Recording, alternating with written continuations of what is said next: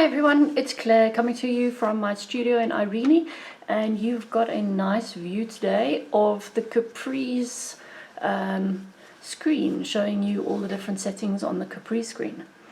What I want to talk to you about today is basting stitches.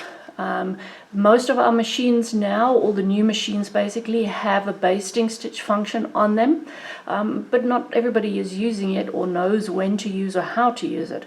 So I thought I'd show you on the different types of machines, the different ways that the basting stitches work. But why are you going to want a basting stitch? Well, for me, I often do custom quilting. And I like to be able to get my quilt off of the floor. I float my quilts. So I tend to do about every 5 inches, I'll run a line of basting stitches across the width of the quilt, and then come back another 6 inches further down, all the way down the quilt until I've got all 3 layers fixed together. Then I can roll backwards and forwards and I can work in whatever part of the quilt that I want to work in.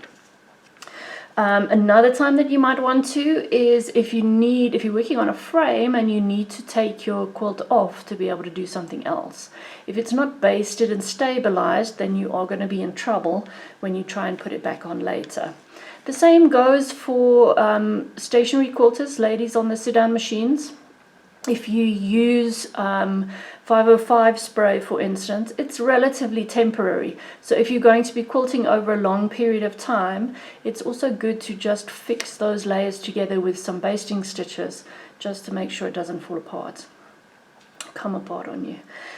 If you've got a block that has a lot of extra fullness in it, you can steam it and you can mist spray it and sort of pat it back into place, and then baste it, let it dry, and then you can quilt it. Generally that will help to tame a lot of the fullness and make it easier for you. The other time when I like to use a basting stitch as well is on the edges of my quilt, specifically working on the frame. If you've got a quilt with a little bit of a lettuce leaf border, so one that's got a bit too much wave to it that compared to what it should have, then if you baste using a slightly longer stitch, you can tame a lot of that fullness and get it under control so that you have a better result when you're quilting. Okay, so I said the machines have different methods of working with the basting stitch. With the sit-down machines, specifically now the ones with the inside tables, and if you had a true stitch regulator, the same as well, you have basting stitches here. B for baste, so if I click on that and it is blue, then it's not selected. Then I'm working in my normal regulated mode here on the Capri. But if I click on the B, you'll see it changes to half a second. So what it's going to do, it's going to stitch every half a second. So the length of basting stitch that you get is determined by how fast you're moving your hands.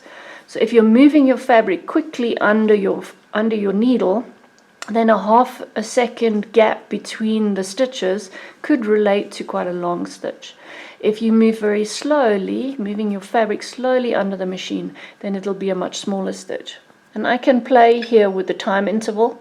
So I've got a 3/4 of a second, a 1 second, 1.5 seconds. These ones to me get a bit long, and 2 seconds. I am inclined to say that the 3/4 might be the easiest.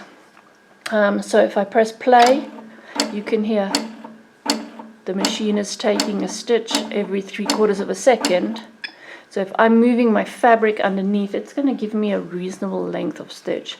Personally, I want to aim for about a 1/2 inch. I think that works as a nice distance for me. It makes it easy to take out, but it holds enough of the fabric together, and it also allows you to capture enough fullness if you need to.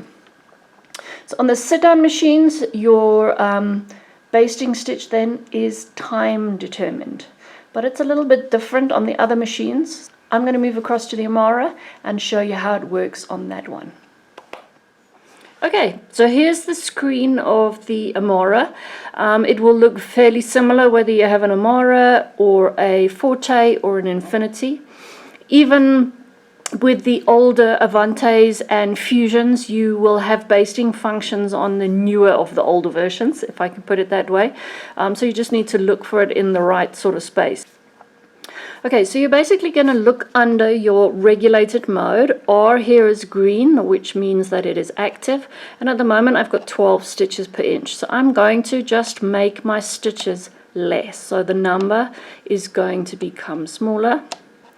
And you will find on some of the machines, for instance, the Simply 16, I think it might show you that you have 4 stitches per inch, which is equivalent to a 1/4 inch baste. That is the smallest, or the biggest stitch that it's going to give you, the smallest basting stitch, or the only basting stitch it's going to give you. On the newer machines, you've got more options. So I've got a 1/4 inch baste, I've got a 1/2 inch, a 1 inch, a 2 inch, and a 4. The bigger basting stitches are less useful in my opinion, but I do really like the 1/2 inch baste. So this is based on distance moved. So if I press start and I move my machine, you can hear as it moves, then it will stitch. But if I'm not moving, it's not stitching. So it's not like the sit-down machine, the stationary machine that was working on time. This one's not working on a time interval. This one is using the encoders that give you stitch length, and it's working on a distance. So I said earlier, the 1/2 inch is definitely my favorite size, but play around with them and see which you prefer. If you have one of the older machines that don't have the bigger basting stitches, maybe you can only get 4 stitches per inch. Your other option is to go to manual and then just bring your speed right down. If you are working on, say, 2, somewhere very close to the bottom here, that's still quite fast. Let's move it down. 100 stitches per inch. The needle is going up and down quite slowly. It's not 100 stitches per inch, it's 100 stitches per minute. Then the needle's going up and down quite slowly. If you're moving your machine over your fabric at a reasonable pace, then it's going to give you quite a long stitch, which will be similar to having those 1/2 inch or 3/4 inch basting stitches. Okay, the other one that I need to show you is on the ProStitcher, because that's also a little bit different. So for the people with a ProStitcher, give me a second and I'll show you there what that looks like. Okay, so here we are with the ProStitcher tablet screen, and all you're going to do in this case is on your main menu here, choose ProStitcher, and then you have baste here.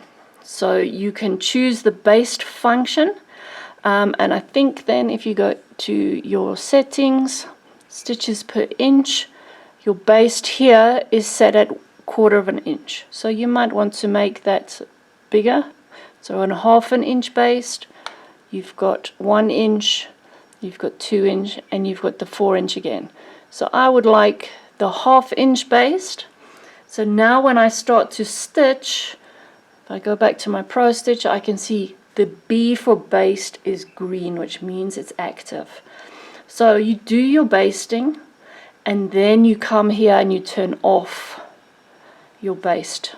Otherwise, once you start to stitch out your design, it's still going to stitch in the 1/2 inch stitch length for you, which is probably not what you're looking for. Okay, so if you want to check what stitch length you're on, you can go to the settings button up here, check your stitches per inch. I'm not in the base function, so at the moment I'm on 10 stitches per inch. I'll be good to go.